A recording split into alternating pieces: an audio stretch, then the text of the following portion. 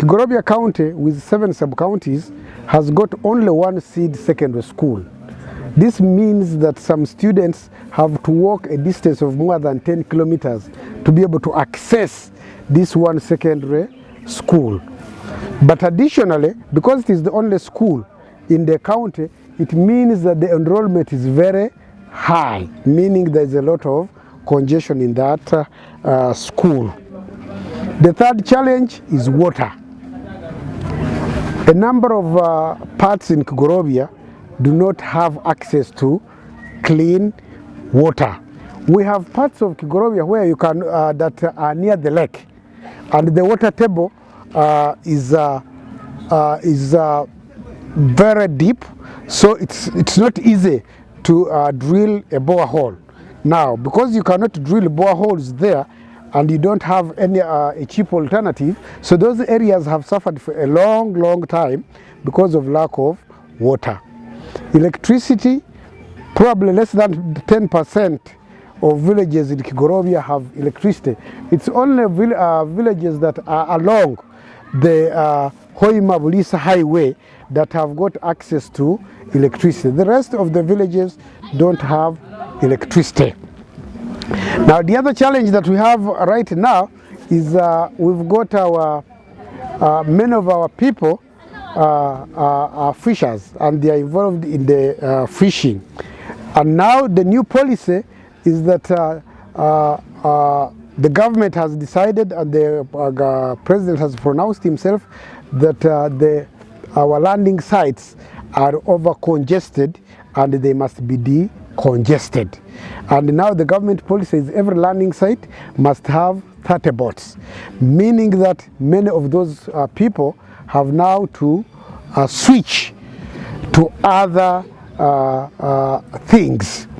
And as per now, they may not have anything to do, given that some of them have been doing fishing for all their lives.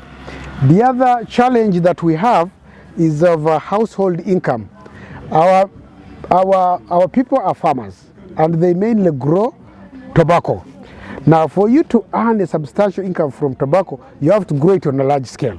But our farmers have small plots, so they grow tobacco on small plots. You will find a person who grows tobacco, and his annual income is like 700,000 a year.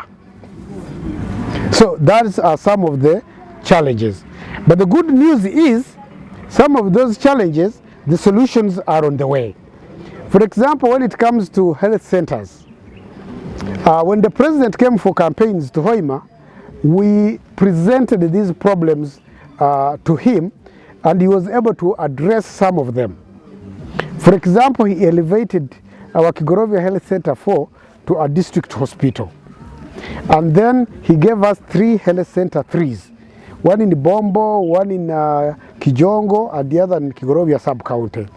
And the good news is the funds for these health centers has been budgeted for in the budget for the financial year 2026-2027.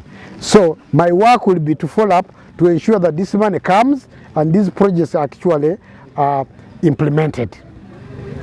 For water, I have been told that they are going to put a water plant around where the new Kabalega and around the refinery, and that water plant will be able to supply water to some of the areas in Kigorobya, and that water will move as far as Bulisa. So if that project is implemented, that will be good news for people who live near the lakes and do not have access to safe water. And then for people who are fishermen and women, the president has promised that in the financial year 2027-2028, they are going to put money for fish ponds, such that those people who are living near swamps can drill fish ponds, and then they can start rearing fish.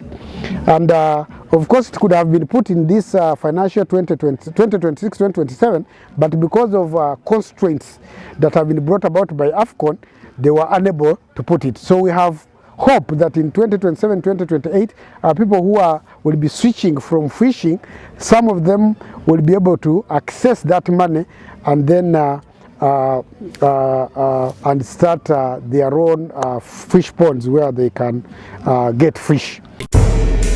Kazi-Njema, online, live from Hoima City.